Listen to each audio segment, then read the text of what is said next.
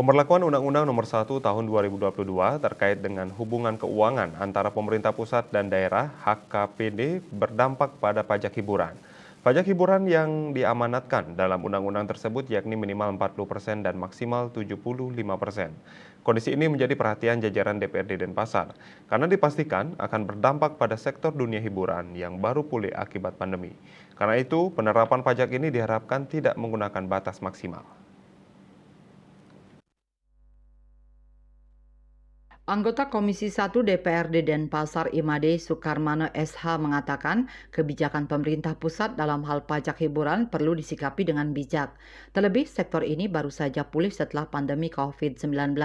Selain itu, penerapan pajak yang terlalu besar dikhawatirkan akan mematikan sektor ini. Akibatnya perolehan pajak hiburan akan berdampak dan dikhawatirkan akan menurun drastis karena banyak tutup.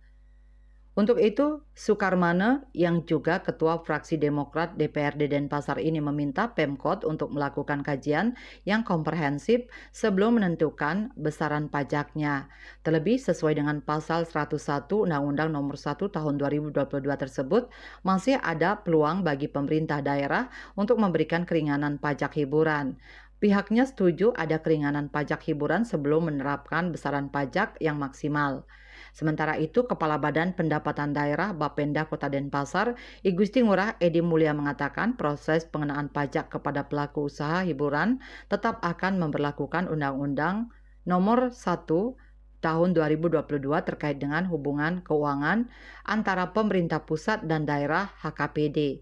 Akan tetapi Pemkot Denpasar hanya akan menerapkan batas atas pajak yang ditetapkan sebesar 40%, kendati dalam aturan batas minimal pajak dikenakan sebesar 40% dan batas tertinggi 75%. Namun dengan adanya pasal 101 Undang-Undang Nomor 1 Tahun 2022, maka masing-masing kepala daerah dapat memberikan insentif fiskal bagi pelaku usaha.